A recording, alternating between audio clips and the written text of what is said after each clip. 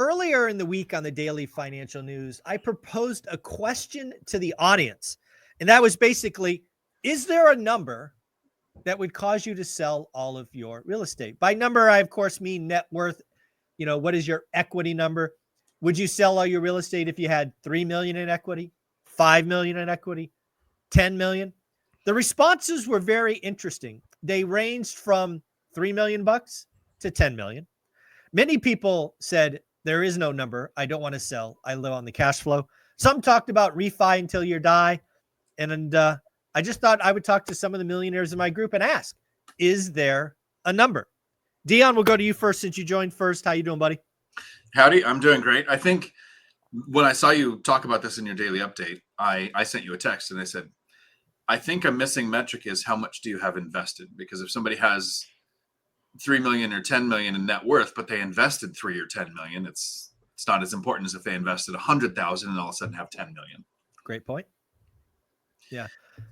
So let's talk about that. So again, let's kind of layer this around. Let's say you had 5 million bucks, just to give a number that we can aim at.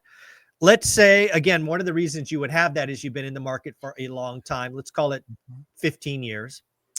And then let's say that you invested personal capital of, again, we'll make it up, 500 grand. So you put in 500. After 15 years, you're sitting on 5 million. And it cash flows. Again, you don't have to sell. It's not like you were betting on appreciation. They cash flow. But yeah, is there a number in that kind of scenario that's like, hey, I'm going to sell it all and put it in treasury bills or something? So there is, but it's not about net worth. There's a different number. Okay. The problem with net worth is it's inversely correlated for me. Meaning, the more value my real estate has, the less likely I would be to sell it, because I believe, and this is, you're the econ guy, but this is my, caveman beliefs. The value of real estate and housing has really not changed in 100 years. What's happened is the dollar's been devalued so much that it takes more dollars to acquire the asset. So there is some supply and demand where it's limited building and everything, but the majority of it is, it's just inflation happens, so it takes more dollars to buy the house. Yeah. So if it was all of a sudden, my net worth right now is 3 million. If it went up to 5 or went up to 10, that means the dollar went down so much that what other asset class am I going to get that performs the same? So yeah, the higher it went, the less likely it is that I sell. Even if it went into the billions, all of a sudden I'd be nope, I'm not losing these things. Right. No, I think there's a lot of truth in that. Again, inflation's a feature, not a bug. We talk about it all the time. We're trying to get people to understand it. We do track on the 54-year spreadsheet, real versus nominal home prices. Again, one adjusted for inflation, and they are vastly different numbers, right? If you take the nominal number, it's crazy. But if you adjust for inflation, it's basically 1% or 1.1% is the historical average above inflation, kind of to your point. So the answer from you, Dion, is you're not selling. Not based on net worth, no. Awesome. How about you, Matt? You've got a slightly bigger portfolio. You also self-manage, so there's obviously headache factors involved there. Is there some number where you're like, you know what? I'm out. Selling it all. Well, I'm going to steal Dion's answer and give you one. Well, it depends. Okay. And so what I would probably do is I would probably keep some assets, send those out to be managed by somebody else under the threat of death.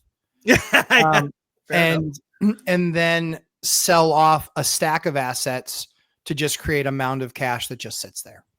Okay. So that way I kind of get the best of both worlds. One is I still get some cash flow, but I still have, millions of dollars sitting there, kind of at the ready, pay off the house and do whatever else type of stuff.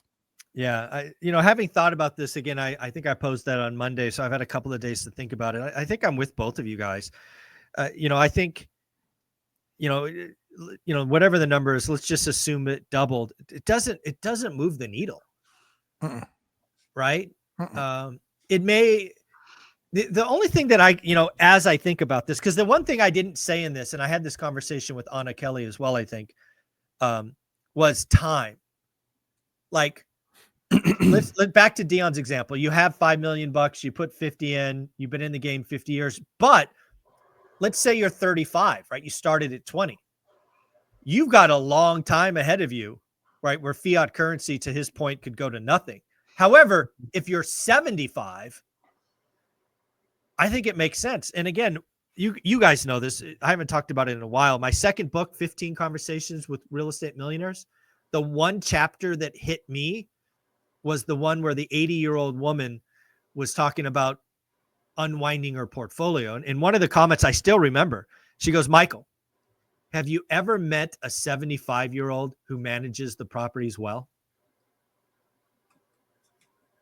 No. Mm-hmm. Right. So I think the one missing element in this story is age. And, you know, I'll just use myself as an example. At 75, I am going to have a much smaller and much average, much newer properties. Because at that point, it's not about me. It's about setting up my daughter as best I can. Right. So I can guarantee you somewhere between 65 and 75, my portfolio will be positioned, but it's not about net worth, which was the question. It's about age.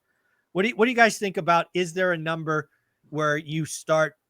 Because we all know that we're going to die. That's not a secret.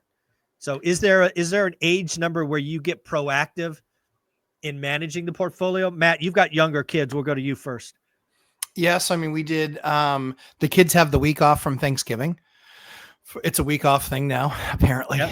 And in fairness, I think it was a week off for us too. I think. Well, for us, it was, we got out half a day on Wednesday, so that was what it was like for us. But yeah, so it was great. Like, we spent literally an entire day going to offices, to banks, to meetings, to meeting contractors. Like, my son spent 5 hours with me. He's 6, but he spent 5 hours with me going to these meetings, and so.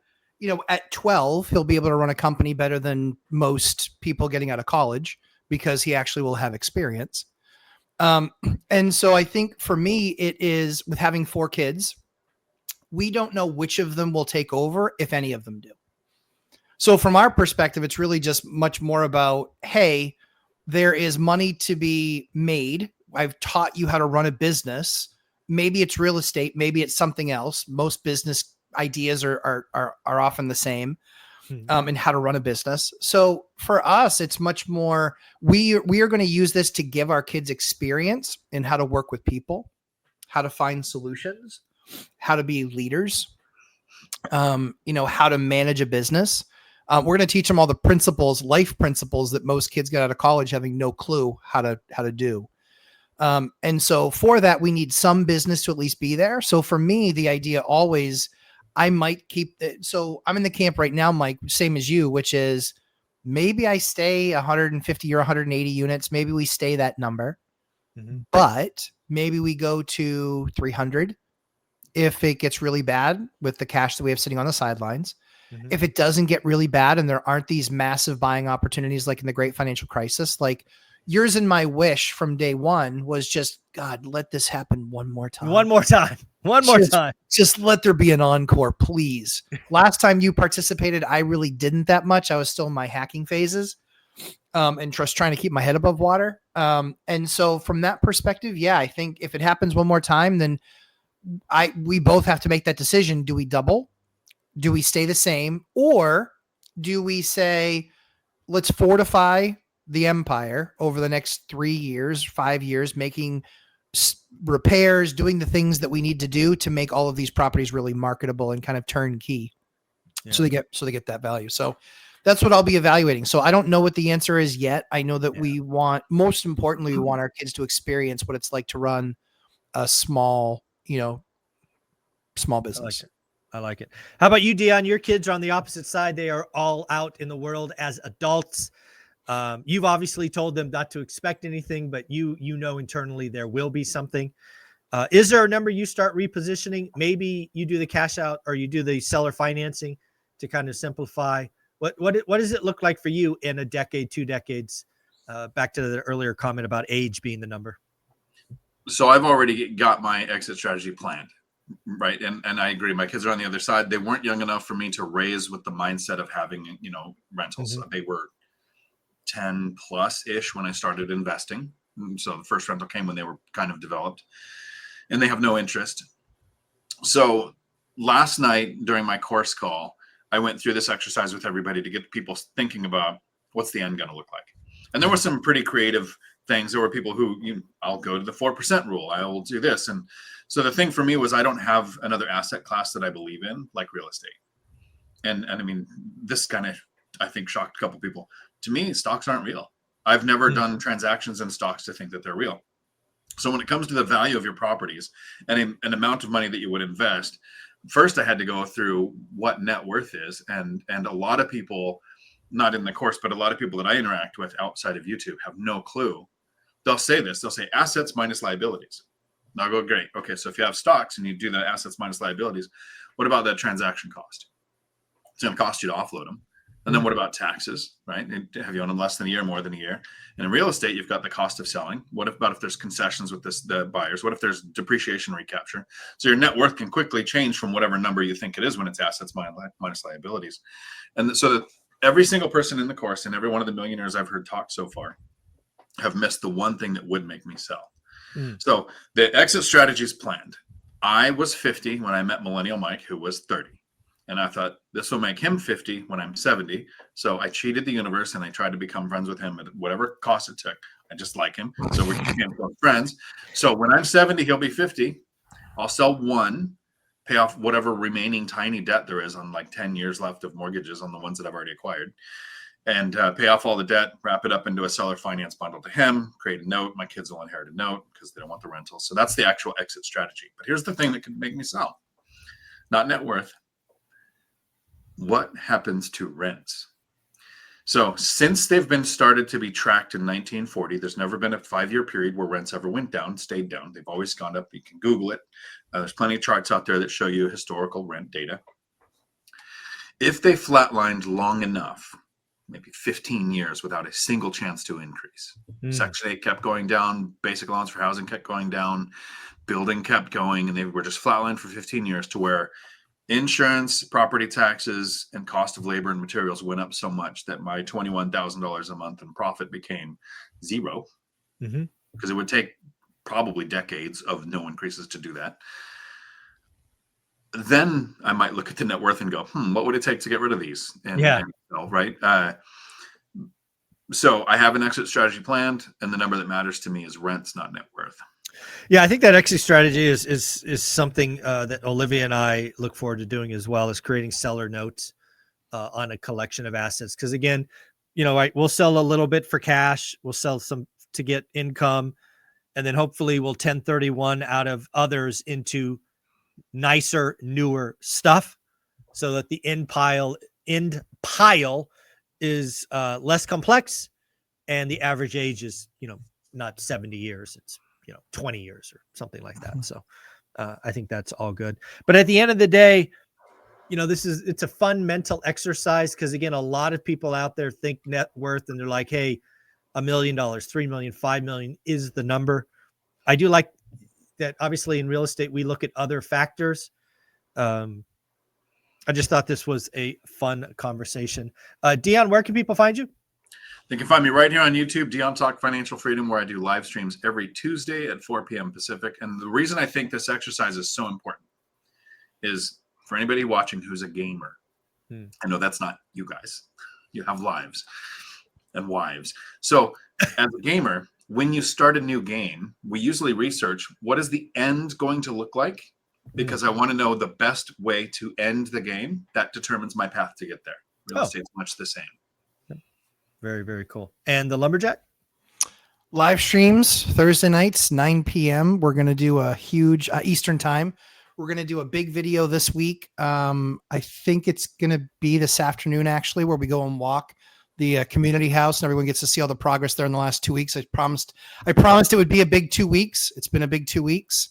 So we're excited to share that with folks. But yeah, I think that the time in the market and not timing the market, back to our old adage, that's the most important thing, because if you're 5 years in, I got bad news. You probably don't have a whole lot there yet. But take heart, in 5 more, you will. Yeah. So. That trickle in the very beginning is hard to see and for many inconsequential, but damn, that comes into a stream and then a raging river. It does happen. You just have to keep going. Agreed. All right, guys. Thank you so much. Take care. Thanks, Mike. Yeah. Mhm.